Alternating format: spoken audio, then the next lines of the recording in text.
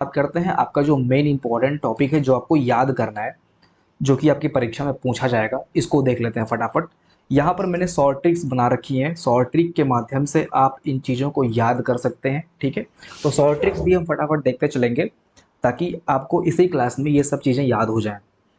देखिए, एग्रोनॉमिक्स पहले लिखा हुआ है, तो जहाँ पर एग्रो शब्द जुड़ता है वो कृषि विज्ञान या फिर फसलों से संबंधित या फसलों के प्रबंधन से संबंधित अध्ययन होता है। ठीक है, तो एग्रोनॉमिक्स में हम भूमि व फसलों के प्रबंधन का अध्ययन इस शाखा के अंतर्गत किया जाता है। देखिए, मैंने कुछ चीज़ें यहाँ पे लिख रखी हैं, आप देख सकते हैं। एग्रोनॉमी है, एग्रोलॉजी है, एग्रोनॉमिक्स है, इसके बाद में एग्रस्टोलॉजी है।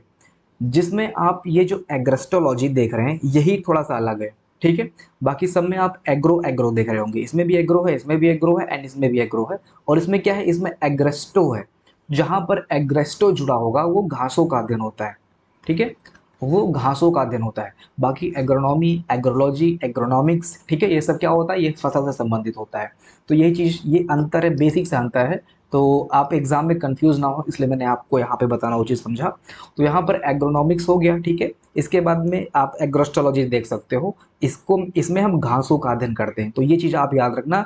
इसको फसल से कंफ्यूज मत करना, एग्रोस्टोलॉजी यानी कि घासों का अध्ययन। ठीक है, देन आपका नेक्स्ट है एपीकल्चर। एपीकल्चर में हम व्यापारिक स्तर पर शहद उत्पादन हेतु मधुमक्खी पालन के कार्य को चेक करते हैं। एग्रीकल्चर, एपीकल्चर के बारे में आप सभी को पता होगा, आप स्टार्टिंग से पढ़ते चले आए हो, इसमें कुछ याद करने जैसा कुछ नहीं है। इसके बाद में आपका आता है आर्बोरिकल्चर, विशेष प्रकार के वृक्षों तथा झाड़ियों की कृषि जिसमें उनका संरक्षण और संवर्धन शामिल है।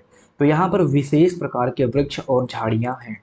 फॉर एग्जाम्पल, आप एक जंगल में घूमने जाते हो, ठीक है, सोचते हो कि बहुत अच्छा जंगल होगा, अच्छे अच्छे पेड़ होंगे, खुशबूदार जंगल होगा, एंजॉय करेंगे जाके। लेकिन जंगल में जाने के बाद आप क्या पाते हो, यहाँ पर झाड़ियाँ हैं, कुछ ऐसे पौधे हैं जो कि आपको चलने में हेल्प नहीं कर रहे हैं, आपको फंसा के गिरा दे रहे हैं, यानी कि कटीली झाड़ियाँ यहाँ पर हैं। तो झाड़ियाँ हैं, यानी कि आपका जो घूमने का मन था उससे आप बोर हो गए, आपका घूमने का मन नहीं कर रहा है, यानी कि आर बोरी कल्चर, यहाँ पर क्या है, बोरी, बोर हो गए आप।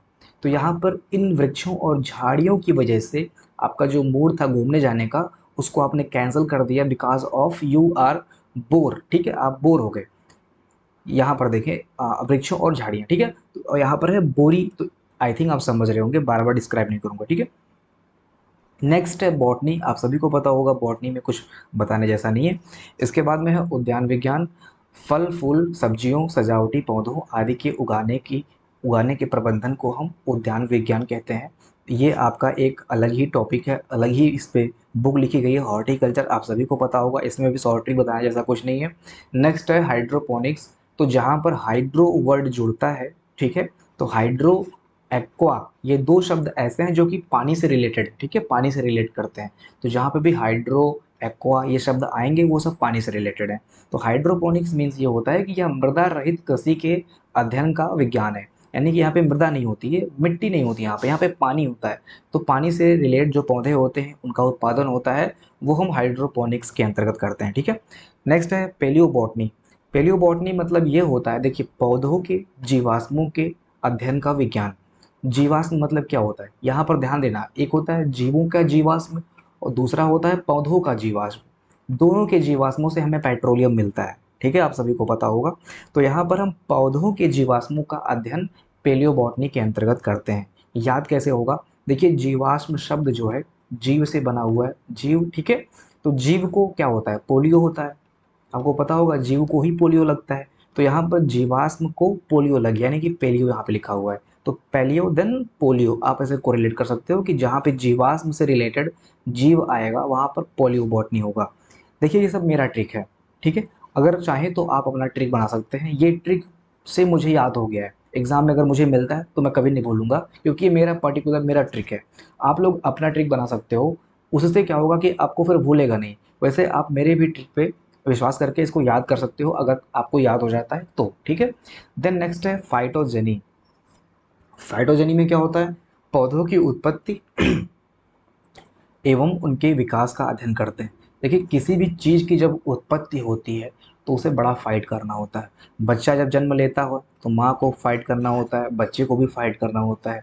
इसके बाद में पौधों की भी जब उत्पत्ति होती है तो इनको भी फाइट करना होता है। बाई चांस देखो ये एक सरफेस है, इस पे एक बीज उग रहा है।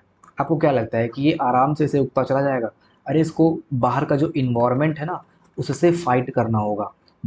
कोई पशु आके इसको खा सकता है, कोई राहगीर इसको कुचल सकता है ना। आधी पानी वगैरह आ जाए तो इसमें ये बह सकता है, टूट सकता है। तो ये सारी चीज़ें होती हैं, यानी कि इसको सर्वाइवल के लिए, आगे बढ़ने के लिए लंबा फाइट देना होता है।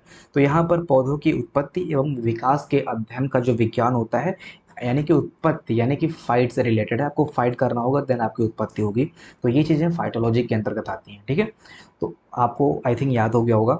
देन है पामोलॉजी। देखिए इसके अंतर्गत फलों के उत्पादन का, इसकी नस्ल सुधार सुधार का अध्ययन करते हैं। आप देखिए दो चीज़ याद कीजिए, एक होता है फल और एक होता है फूल, ठीक है।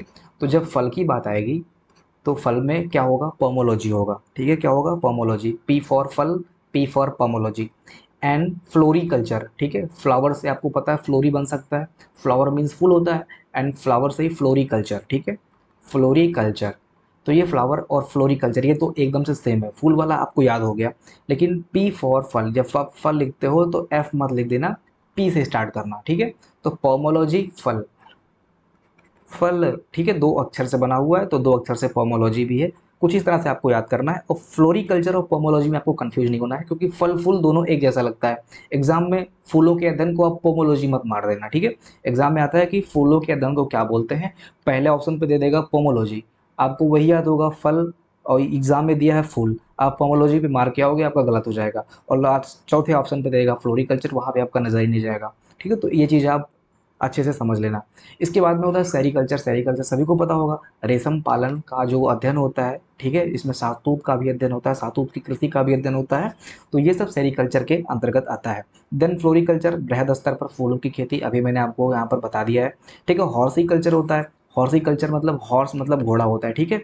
तो उन्नत प्रकार के घोड़ों और खच्चरों के व्यापारिक स्तर के पालन की प्रक्रिया को हम हॉर्सिकल्चर बोलते हैं, ओके। नेक्स्ट है मेरीकल्चर। देखिए मेरीकल्चर हो गया, इसके बाद में देखिए व्यापारिक स्तरों पर समुद्री जीवों के उत्पादन की जो प्रक्रिया होती है उसको मैरीकल्चर बोलते हैं। मैरीकल्चर यानी कि मरीन लाइफ से जुड़ के, मरीन मरीन से होके आया है मैरीकल्चर। तो मेरी जहाँ पर होगा वहाँ पे ओशियन से रिलेटेड, समुद्री जीवों से रिलेटेड जो उत्पादन प्रक्रिया होगी, इसके अध्ययन को हम मैरीकल्चर बोलते हैं। समुद्री जीवों के उत्पादन की प्रक्रिया को व्यापारिक उद्देश्य की पूर्ति है, ठीक है। नेक्स्ट है ओलेरीकल्चर, जमीन पर फैलने वाली विभिन्न प्रकार की सब्जियों की कृषि। तो इसका शॉर्ट ट्रिक मुझे नहीं पता है, अगर किसी को पता हो, सब्जियों की कृषि को हम ओलेरी कल्चर बोलते हैं, इसका शॉर्ट ट्रिक क्या बन सकता है, तो आप सभी लोग कमेंट करके मुझे बताएं, ओके। देन नेक्स्ट है पीसी कल्चर, यानी कि मछली पालन की प्रक्रिया। तो मछली को हम क्या बोलते हैं? फिश बोलते हैं। तो फिश यहाँ पे लिख देता हूँ मैं, ठीक है। फिश बोलते हैं मछली को, तो फिश, और यहाँ पे पीसी है, तो फिशी बोल दीजिए या फिर पीसी बोल दीजिए, दोनों एक जैसा लग रहा है। तो मछली पालन की प्रक्रिया को हम फिशिकल्चर या फिर पीसीकल्चर बोल सकते हैं। दोनों वर्ड कोरिलेट कर रहा है, एक दूसरे से संबंधित है, फिशिकल्चर या पीसीकल्चर, ठीक है। नेक्स्ट है सिल्वीकल्चर। सिल्वीकल्चर वनों के संरक्षण एवं संवर्धन से जो संबंधित विज्ञान होता है उसको हम सिल्वीकल्चर बोलते हैं। देखिए सिल्वी, एक सेकंड मैं लिख देता हूँ। सिल्वीकल्चर है ये वन से संबंधित है, ठीक है। तो वन मतलब एक भी तो होता है, नंबर वन, ठीक है। नंबर वन एक, और ये रिलेट है सिल्वीकल्चर से। देखिए जब आप कोई प्राइस जीतते हो तो जो गोल्ड प्राइस होता है वो वैसे फर्स्ट होता है, और सिल्वर जो होता है वो सेकंड होता है। सिल्वर जो होता है वो सेकंड होता है। लेकिन यहाँ पर सिल्वर को आपको ऐसे ही गेस कर लेना है कि जो प्राइस यहाँ पर हाईएस्ट प्राइस है वो सिल्वर है, गोल्ड की यहाँ पे बात नहीं हो रही है, ठीक है। तो यहाँ पर सिल्वर ही आपका हाईएस्ट प्राइस है, that is one, number one price है, और वन बोले तो फॉरेस्ट हो गया, ठीक है।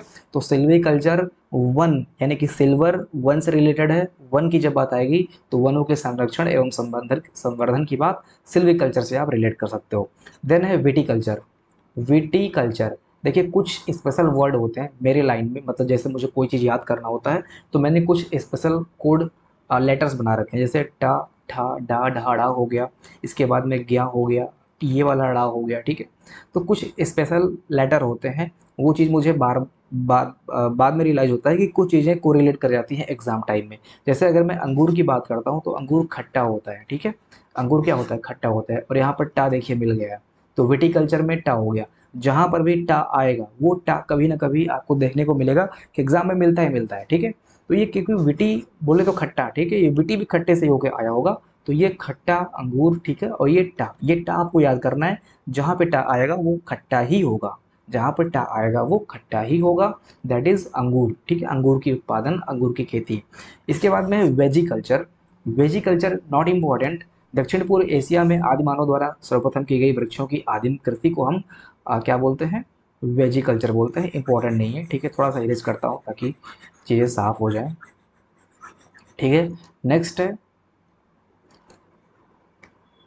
नेक्स्ट है आपका ओलिवी कल्चर, ठीक है। क्या है, ओलिवी कल्चर। देखिए यहाँ पर जैतून की खेती की बात हो रही है, तो जैतून का तेल आप सभी ने सुना होगा, जैतून तेल होता है, ठीक है, जैतून का तेल बनता है। तेल मीन्स होता है ऑयल, एंड ऑयल, ऑयल से ही फिर बन के आ गया है ओलिवी कल्चर, ठीक है। ऑयल से ही बन के आ गया है ओलिवी कल्चर, को रिलेट कर सकते हो आप। इसके बाद में है वर्मी कल्चर। देखिए वर्मी में ये जो माँ का डिजाइन है, आप ध्यान से देखिए, कुछ ऐसे है, ठीक है। तो ये जो मात्रा है ना, ये कुछ सर्पाकार है। तो ये सर्पाकार क्या होता है, केचुआ भी तो ऐसा ही होता है, ठीक है। तो ये केचुआ जो है ये सर्पाकार में जा रहा है, वर्मी, वर्मी, ठीक है। तो ये जो सर्पाकार आकृति बन रही है, ये केचुआ को डिनोट कर रही है, ठीक है। तो वर्मी कल्चर की खेती जो होती है, वर्मी कल्चर जो हो, इसमें केचुए पालन की प्रक्रिया होती है। इसके बाद में लास्ट में आपका पैडोलॉजी। पैडोलॉजी होता है मृदा उत्पत्ति और वर्गीकरण। मृदा की उत्पत्ति और इसके वर्गीकरण के अध्ययन को हम पैडोलॉजी बोलते हैं, ठीक है। पैडोलॉजी, पेड़ होता है, पेड़ मृदा पे उगता है, तो जहाँ पे पैडो आएगा यानी कि पेड़ आएगा, पेड़ समझ लीजिए कि पेड़ का बेस जो होगा वो मृदा ही होगा, ठीक है। तो इस तरह से ये सारी चीज़ें आपको याद करनी थी। इसका जो पीडीएफ है, इसको मैं कमेंट सेक्शन में पिन कर रहा हूँ, आप सभी लोग इसका पीडीएफ प्राप्त कर सकते हो। आप लोग ग्रुप से जुड़ जाएं, वहाँ पर कुछ और महत्वपूर्ण पीडीएफ आपको दे जाएंगे। नेक्स्ट क्लास जो होगा आपका, इसमें से आप देख सकते हैं, आज हमने एक सेकेंड, आज हमने पढ़ा कृषि की प्रमुख शाखाएं, ठीक है। इसके बाद में हम कौन कौन से टॉपिक देखने वाले हैं, कृषि संबंधित प्रमुख वैज्ञानिक एवं पितामह, ये पढ़ेंगे। कृषि संबंधित जो अनुसंधान संस्थान है ये पढ़ना है, कृषि की प्रमुख क्रांतियां पढ़नी है, और कृषि संबंधित अंतर्राष्ट्रीय दिवस पढ़ने। ये कुछ आपके फैक्चुअल टॉपिक हैं जो कि एग्जाम में पूछे जा सकते हैं, 2 से 3 नंबर यहाँ से बन सकता है, इसको हम अवॉइड नहीं कर सकते। देन इसके बाद में फिर हम आपका जो ये कोर टॉपिक है, जो आपका सिलेबस है, इसके बाद फिर हम आपके सिलेबस पे आएंगे, ठीक है। तब तक हो सकता है 2-4 दिन में, 5 दिन में कुछ सूचना भी एजीटीए की तरफ से सुनने को मिल जाए। मिलते हैं अगले सेशन में, अपना ध्यान रखिएगा। जय हिंद।